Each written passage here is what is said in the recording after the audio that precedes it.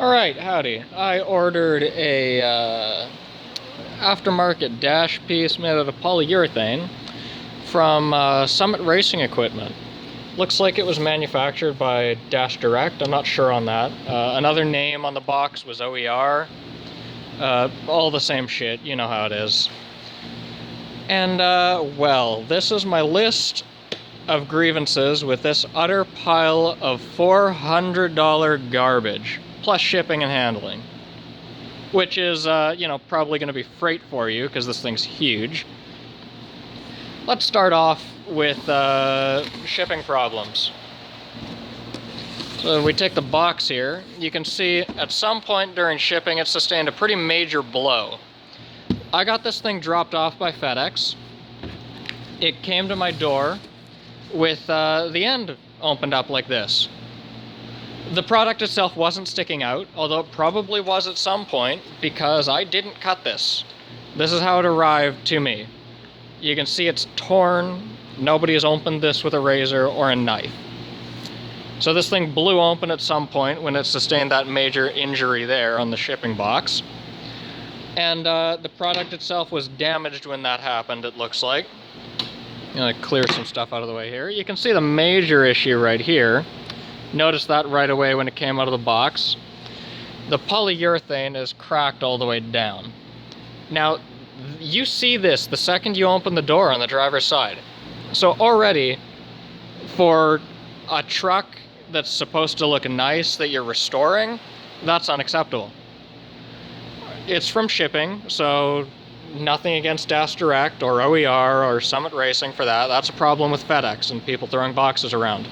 You know, it's almost the holiday season, they're rushing, so that's understandable. Put a shipping claim on it. Now, you might be noticing the other issue.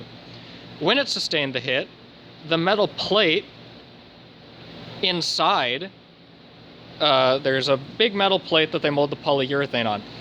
It looks like it bent when it sustained that injury too. So this wood piece that they're shipping it with from Direct, that I guess adds rigidity to it when they're shipping in case of damage, that doesn't do fuck all.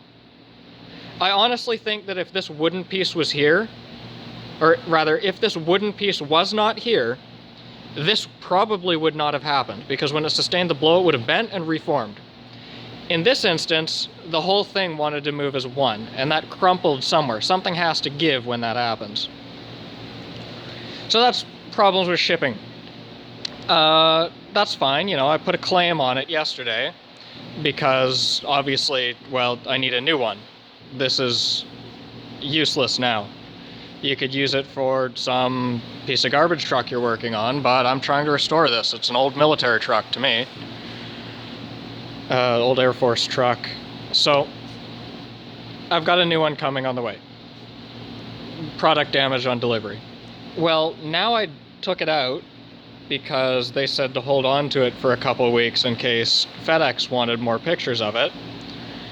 And I started playing around with it, and it turns out that this product, for $400 and 3 delays later, I ordered this thing, it got delayed by 2 weeks, they sent me an email 2 weeks later saying it was delayed again, and then it finally shipped. Well, I waited forever for this thing, and it turns out it's subpar anyway. This thing would look ugly on any truck you put it on. This one was picked for a 1984 to 1986 production year Chevrolet or GMC pickup, C10, K1500, C1500, whatever. So you would think that they would test fit it on some kind of jig or some kind of mold. But evidently no. You can kind of see here that the trim panel isn't a straight line. And I'll show it later with the piece on it. This you can see here. Looks like a normal indent. Old Dash has the same indent on it. I'll show you why that's a problem later. And then over here, if you look at this at a glance on a showroom floor or anything like that, this looks fine. This looks like a properly molded edge for the passenger side end of the vehicle. But it's not, and I'll show you why. So over here we've got the original dash. Nothing aftermarket going on here.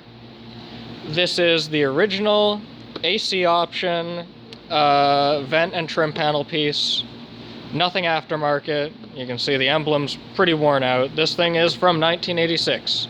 This came on the vehicle when the odometer was at 0. And I'll pop it out and show you what the first glaring issue is with this. So pop that out. Should be another trim panel there, and then the last vent. There we go. Big piece of plastic, couple vents on it. You know, nothing complicated. Well, I want you to look at that because that's going to come into play later. So there are these two bridges that add support to the plastic dash when it's cast and when it goes on. Now, of course, both dashes, as you saw, had a groove to accommodate it. This one, on the original dash, is deeper, and it fits snugly. If we install the original louver and trim panel piece, if I can get this vent to face right, there we go, on the new dash, and punch it all the way in, and straighten the vent because that will cause an issue. Alright, so that is how this should be installed on the vehicle. Now, I'm not tightening it down because you don't tighten these things down anyway.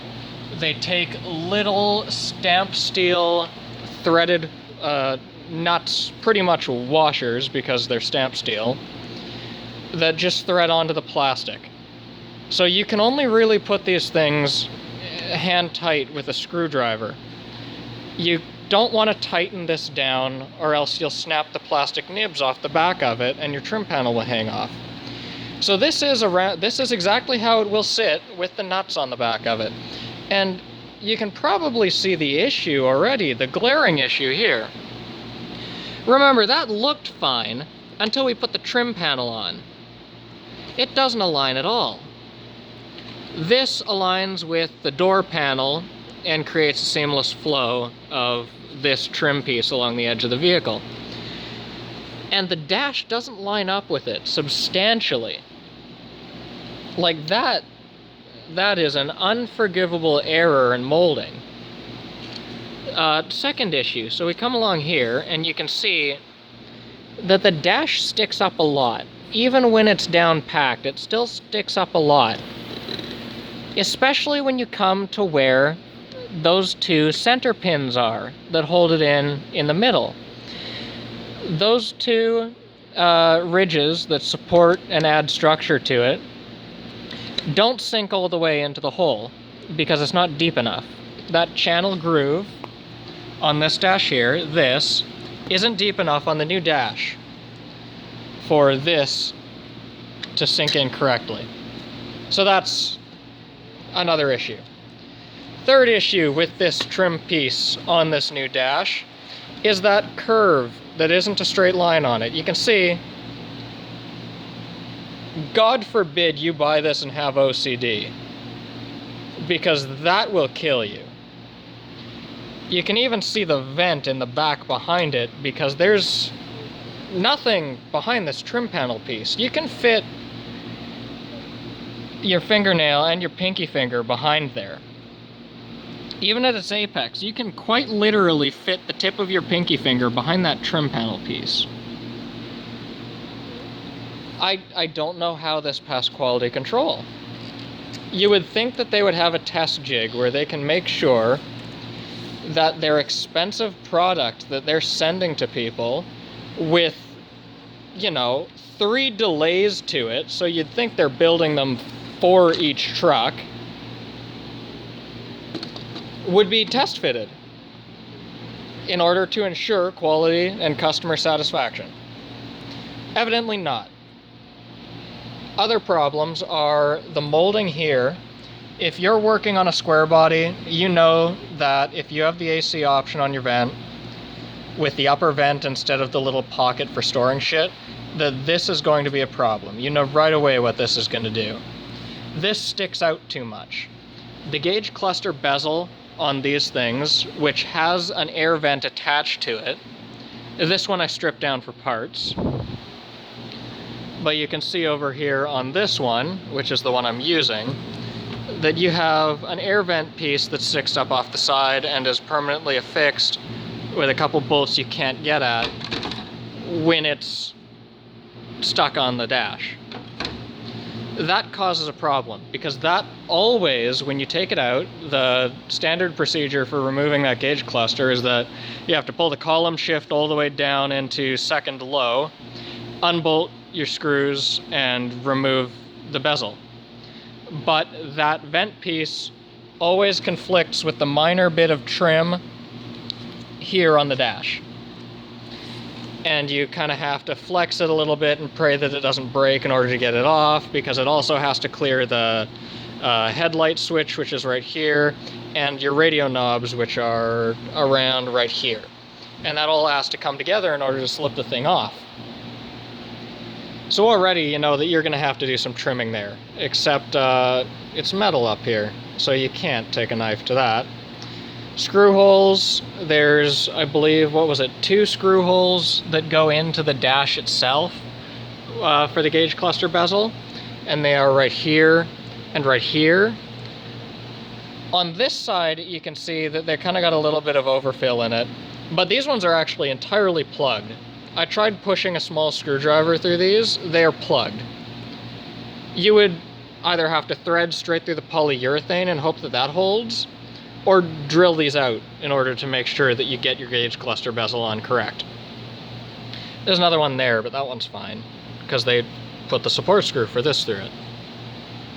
Now, mounting this dash, I haven't mounted it yet because, well, I'm not going to. Chances are it's either going to get returned or destroyed, because it's, well, like I said, I've got a claim on it and they've already shipped me a new one.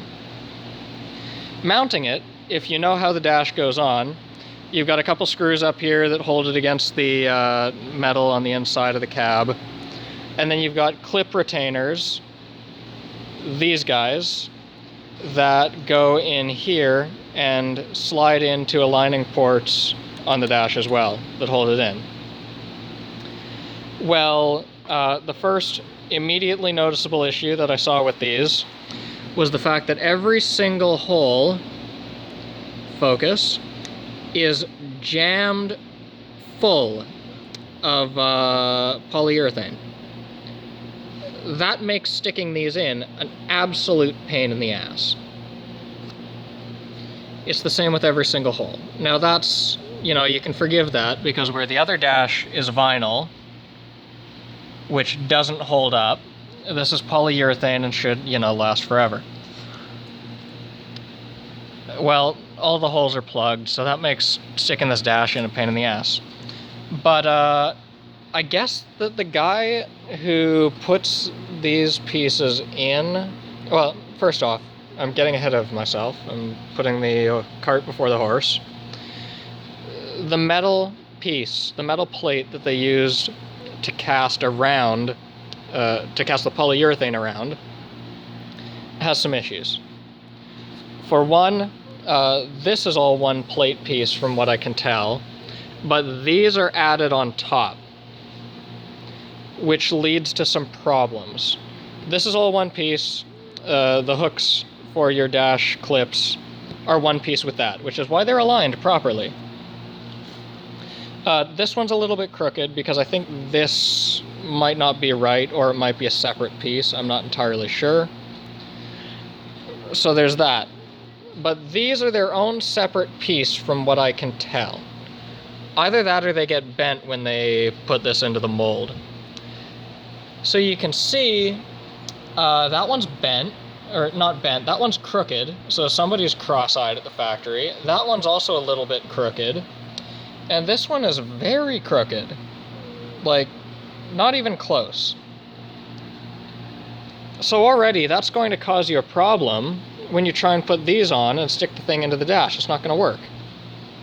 Well, it might work because these have some movement to them, but it's still going to be a major pain in the ass, because instead of just hooking these on straight like with the original dash and jamming the dash in and it clicking in, you're going to have to fuck around with these to try and get it right, because it's not right. On the original dash, you can see the dash itself is all one solid piece of metal. Another thing of note, on the new dash, the corner here where it cracked is just polyurethane. There's no metal supports in this at all. The metal support ends somewhere around here. It looks like it ends right there. You can see the seam for it. That's where the metal support ends. So it's bare minimum on this, because I guess polyurethane's cheaper than steel. On this, you can see it's all one piece. Even to the point of the driver's side section of the dash by the door is reinforced with metal. If that was reinforced with metal, probably wouldn't have broken when they shipped it to me. So they're cutting corners to save cost. Like you can see, that's very solid. So this is all one piece, and the holes are stamped into it. Now, of course, they're going to have to do a different kind of manufacturing process, because this is vinyl glued on top of a metal plate, whereas that's, you know, cast rubber polyurethane. But still, given this issue with the new dash, and all the fact that the trim panels you would have to put onto it won't line up and look nice, that's unforgivable craftsmanship for a $400 item. Like, that is, quite frankly, I hope that the new one, I hope that this is just a bad example of a quality control nightmare and bad shipping. I hope that the next one I get, under warranty, because this is a shipping claim, is to a higher standard than this, because this is honestly unforgivable. And if I wasn't getting a new one in the mail, I would feel like I had been robbed on the highway. This is highway robbery.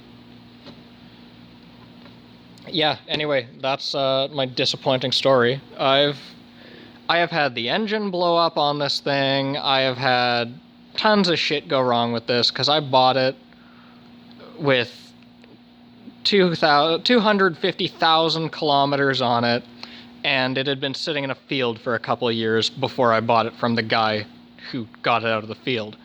And this thing had had next to no basic maintenance done to it.